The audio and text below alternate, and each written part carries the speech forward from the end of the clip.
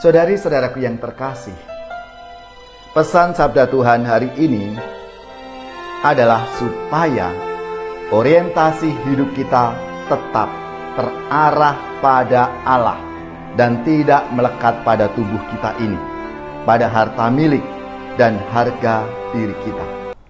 Saudari-saudaraku yang terkasih, berjumpa kembali bersama saya Inspirasiku di Antara. Renungan Harian Minggu 3 Agustus, Pekan Biasa yang ke-18. Semoga kita bersama keluarga, komunitas kita, selalu dalam keadaan baik, sehat, dan tetap bersemangat. Marilah kita mengawali renungan kita hari ini dengan tanda kemenangan Kristus. Dalam nama Bapa dan Putra dan Roh Kudus. Amin. Ya Allah, nyatakanlah senantiasa kemurahan-Mu kepada kami, hamba-hamba-Mu, yang bermohon kepadamu, dan yang mengakui Engkau sebagai pencipta dan pemimpin. Perbaruilah karya ciptaan-Mu, dan peliharalah segalanya yang sudah Engkau perbarui itu. Dengan pengantaraan Tuhan kami Yesus Kristus Putra-Mu, yang hidup dan berkuasa bersama Dikau dalam persatuan Roh Kudus, Allah sepanjang segala masa. Amin. Dalam nama Bapa dan Putra dan Roh Kudus. Amin. Inspirasi kita hari ini dari Injil Suci menurut Lukas bab 12 ayat 13 sampai 21. Marilah kita siapkan kitab suci kita masing-masing. Kita akan baca bersama-sama dan merenungkannya. Ketika Yesus mengajar orang banyak, salah seorang dari orang banyak itu berkata kepadanya, "Guru, katakanlah kepada saudaraku supaya ia berbagi warisan dengan aku." Tetapi Yesus berkata, "Saudara, siapakah yang telah mengangkat aku menjadi hakim atau penengah bagimu?" Kata Yesus kepada orang banyak itu, "Berjaga-jagalah dan waspadalah terhadap segala ketamakan. Sebab walaupun seorang berlimpah-limpah hartanya, hidupnya tidaklah tergantung dari kekayaannya itu." Kemudian Yesus mengatakan kepada mereka perumpamaan berikut. Ada seorang kaya, tanahnya berlimpah-limpah hasilnya. Ia bertanya dalam hatinya, "Apakah yang harus kuperbuat? Sebab aku tidak mempunyai tempat untuk menyimpan segala hasil tanahku." Lalu katanya, "Inilah yang akan kuperbuat. Aku akan merombak lumbung-lumbungku, lalu mendirikan yang lebih besar, dan aku akan menyimpan di dalamnya segala gandum serta barang-barangku. Sesudah itu aku akan berkata kepada jiwaku, 'Jiwaku, ada padamu banyak barang, tertimbun untuk bertahun-tahun lamanya. Beristirahatlah, makanlah dan minumlah, bersenang-senanglah.' Tetapi Allah bersabda kepadanya, 'Hai orang bodoh, pada malam ini juga jiwamu akan diambil daripadamu. Bagi siapakah nanti apa yang telah kau sediakan itu?' Demikianlah jadinya dengan orang yang menimbun harta bagi dirinya sendiri, tetapi ia tidak kaya di hadapan Allah." Demikianlah sabda Tuhan. Terpujilah Kristus.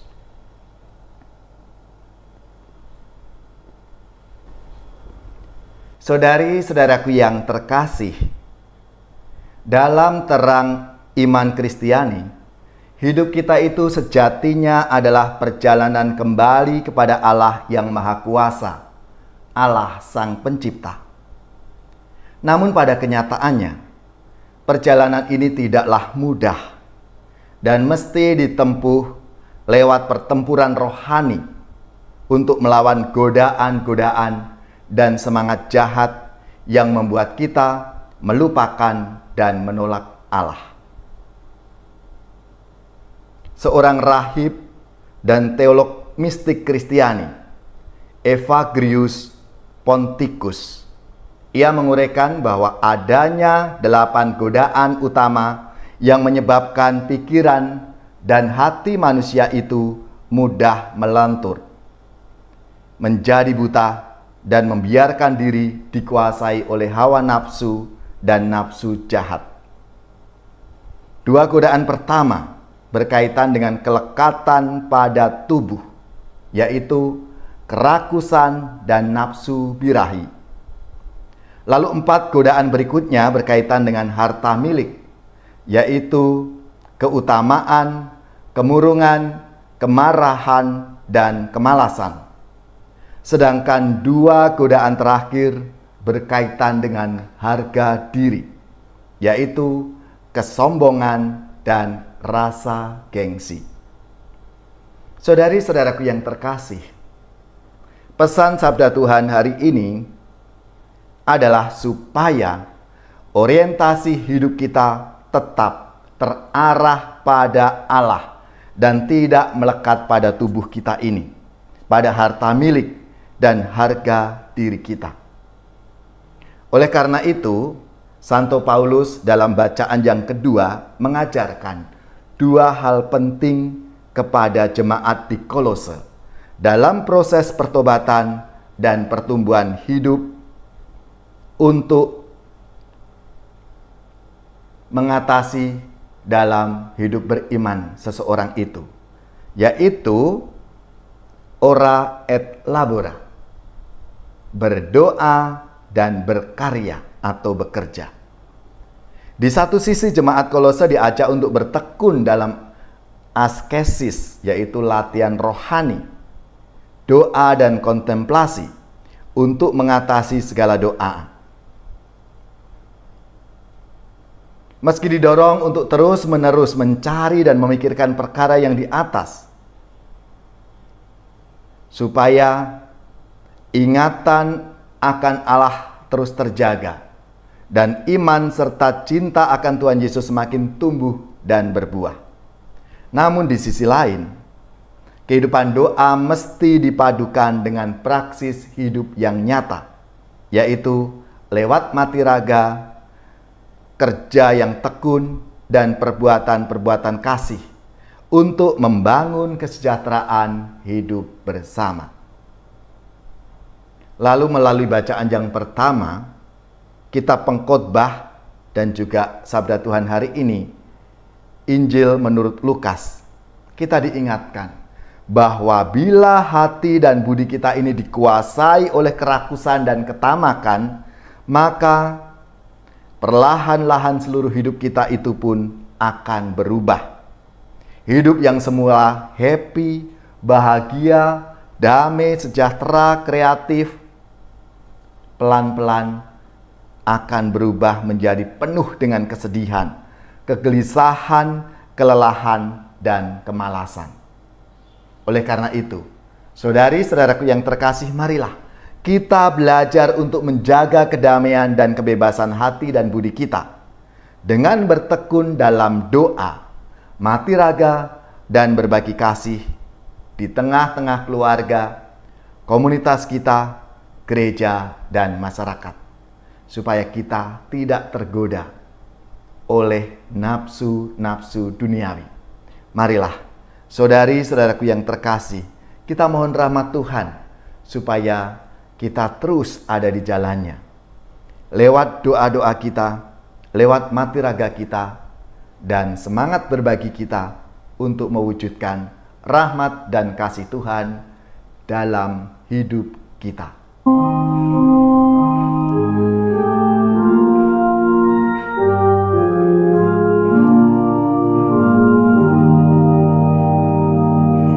Ya Tuhan Allahku, satukan diriku di dalam Putra-Mu dan kurban salibnya.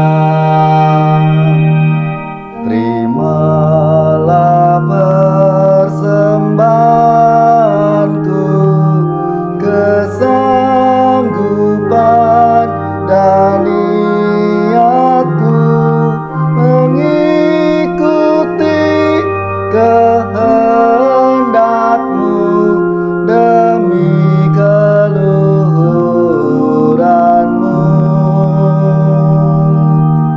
Ya Tuhan Allahku, satukan diriku di dalam Putra-Mu dan kurban salibnya.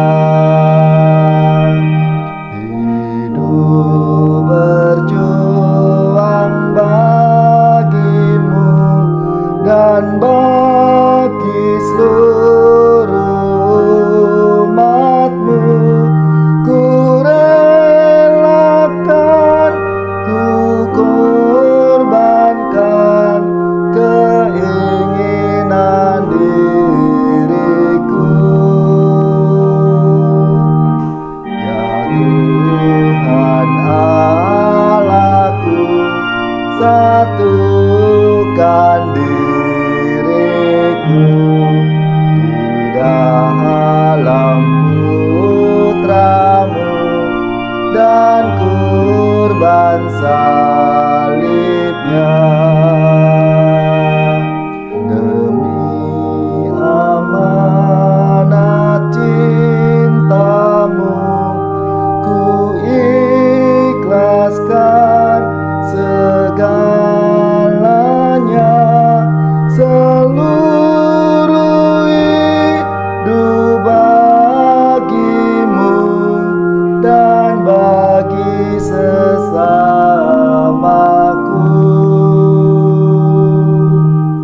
Ya Tuhan Allahku, satukan diriku di dalam Putra-Mu dan kurban salibnya.